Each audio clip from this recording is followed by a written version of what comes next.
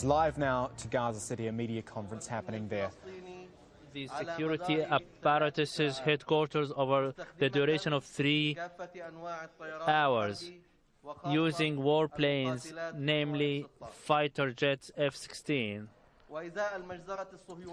And in the face of this ferocious Zionist massacre, we in the Palestinian government reiterate the following. First, the government with pride and dignity eulogize all the martyrs who fell victims, namely the chief of the police, Tawfiq Jabr, and Colonel Ismail al-Jabari, the chief of protection and security apparatus, and hundreds of others who were martyred and wounded. Second, the massacre perpetrated by Israel aims clearly at denting the resolve of the Palestinian people and directing a blow to their heart. However, our resolve cannot be dented and our resolution cannot be shaken. We will continue our struggle in absolute fortitude and steadfastness. Targeting the Palestinian security and police apparatuses proves the occupation's aim to shake the security in Gaza Strip. Targeting the security forces, these forces were formed away from their eyes or hands.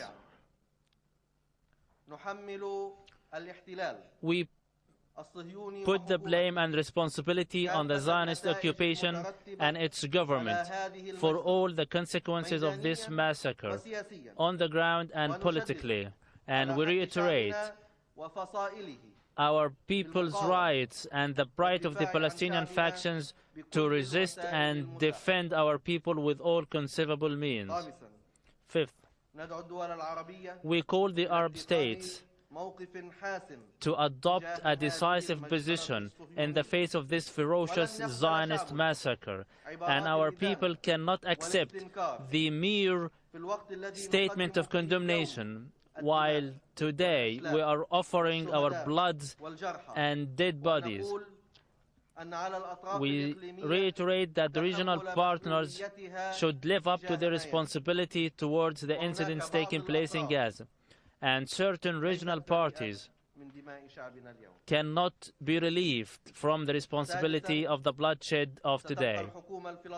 The Palestinian government will remain standing in steadfast, in absolute fortitude, with their heads high, supported by the Palestinian people, as elected and as expressed through the election polls. We reiterate and emphasize to one and all that today we are more strong and the grassroots support by our people is growing. We can never lift the white banner expressing defeat. Today the government is discharging its duties, starting or led by the Prime Minister Ismail Haniyeh, followed and supported by other ministers. They are living up to their responsibilities and discharging their duties. Amid this heavy bombardment and from under the rubble and among the dead bodies, we clearly state that we renew our commitment and adherence to our established principles and rights. We can never give up. We can never surrender. We can never offer any political concession. We cannot waive an inch or a single right of our people, and we reiterate our rejection of the conditions laid down by the quartet, nor shall we recognize the legitimacy of the occupation.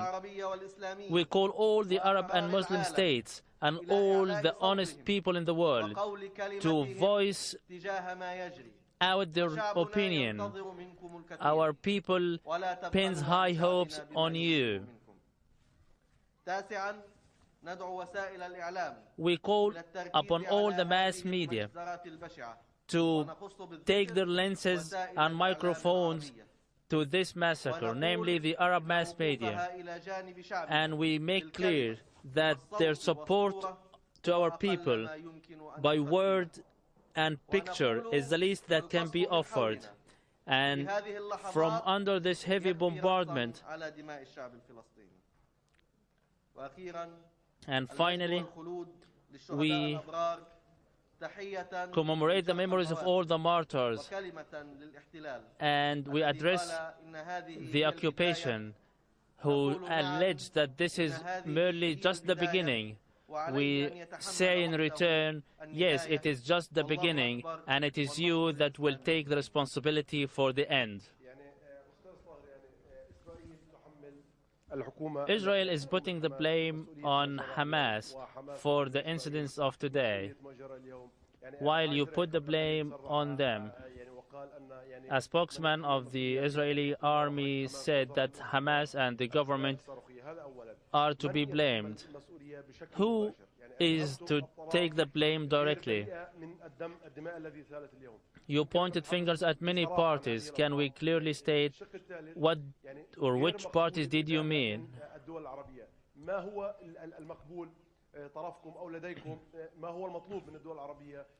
In other words, what do you call on the Arab states for? We can divide the Arab states into two categories. One category who have diplomatic relations with the Israeli occupation, and they always stated that these relations are meant to serve the Palestinian people and to rescue the Palestinian people. And these diplomatic relations can be taken advantage of at the time of crisis. Today, they are at stake. How can you prove that these relations are beneficiary to the Palestinian people? We address all the Arab states. We tell them, you are holding very powerful tools. You can exercise pressures on the international community to break the silence. We cannot accept the mere condemnation from the Security Council or the United Nations. We are people under occupation, enslaved by the siege. We cannot accept in any event the silence of the international community.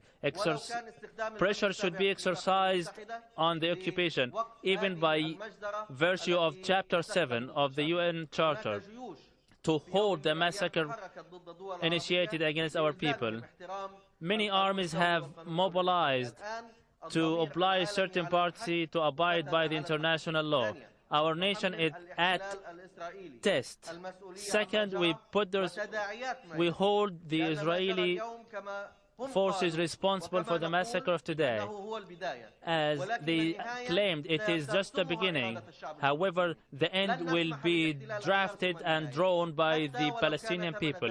We cannot accept for the Israelis to shape the end of what they began. Our political resolve cannot be dented. Our resolve cannot be shaken despite the bloodshed of today. However, our free resolve cannot be shaken.